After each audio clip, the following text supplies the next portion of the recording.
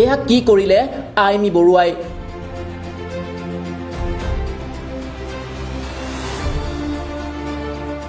বিৰুবালা ৰাভাক ডাইনী সজালে আইমি বৰুৱাই।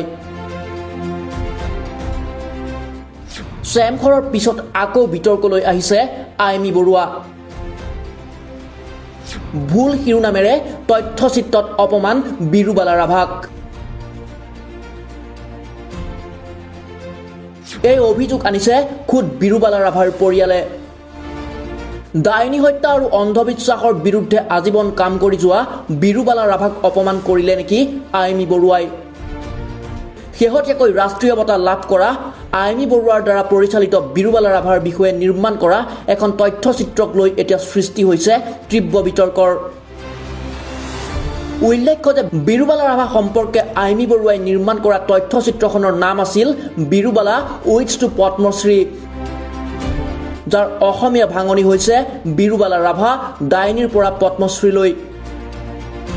এতিয়া বিৰুবালা ৰাভাৰ পৰিয়ালে এই ক্ষেত্ৰত বিচাৰিছে স্পষ্টীকৰণ, কিয়নো অৰ্থগতভাৱে শিৰোনামটোৱে বিৰুবালা ৰাভাক ডাইনী হিচাপেহে নিক্ষেপ কৰিছে।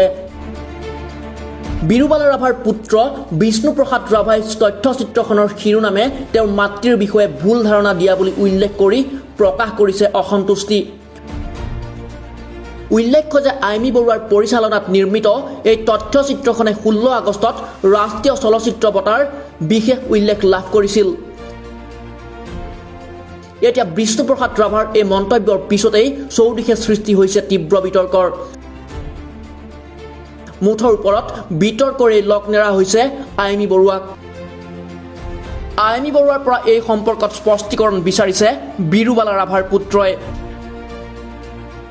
ইয়াৰ পূৰ্বেও চেমখৰ নামৰ এখন চিনেমা নিৰ্মাণ কৰি ডিমাচা জাতিক অপমান কৰিছিল আইমি বৰুৱাই। আনকি ডিমাচা জাতি সম্পৰ্কে মিথ্যা কথাও প্ৰকাশ কৰিছিল বৰুৱাই। কেৱল সেয়াই নহয়, ছবিখনত অভিনয় কৰিবলৈ এটা পানী কেঁচুৱাক লৈ গৈছিল আইমি বৰুৱাই। চিনেমাৰ শ্বুটিঙৰ সময়ত ঠাণ্ডা লাগি মৃত্যু হৈছিল দুমহীয়া শিশুটিৰ। আইমি বৰুৱাৰ এটি দৃশ্য আপোনালোকে হয়তো নিশ্চয় দেখিছিল। যি দৃশ্যত মূল নায়িকা আইমি বৰুৱাৰ কোলাত দেখা গৈছিল এটি দুমহীয়া কেঁচুৱা।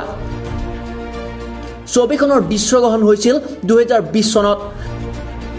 দৃশ্যটোত জুৰিৰ পানীৰ সৈতে দেখিবলৈ পোৱা গৈছিল আইমি বৰুৱা আৰু তেওঁৰ কোলাত দেখা গৈছিল দুমহীয়া শিশু ক্লেৰিয়ানক।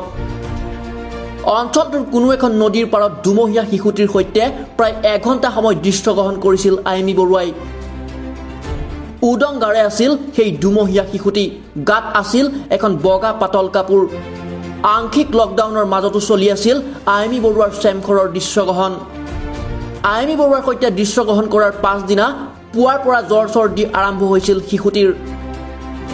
শিশুটিৰ পিতৃ মাতৃয়ে এই কথা স্পষ্টকৈ উল্লেখ কৰি উচুপি উঠিছিল ডিমা হাছাও অট'নমাছ কাউন্সিলৰ সদস্য ডেনিয়েল লাংথাছাই সংগ্ৰহ কৰা এটা সাক্ষাৎকাৰত।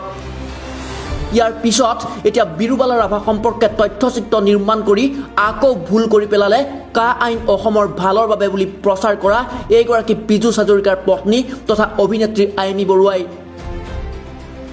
এতিয়া আইমি বৰুৱাই এই ভুলৰ ক্ষমা বিচাৰে নে নাই সেয়া হ'ব লক্ষণীয়।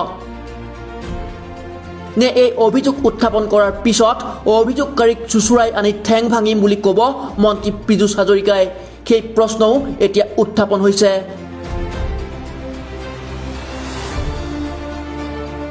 News desk report, the opinion.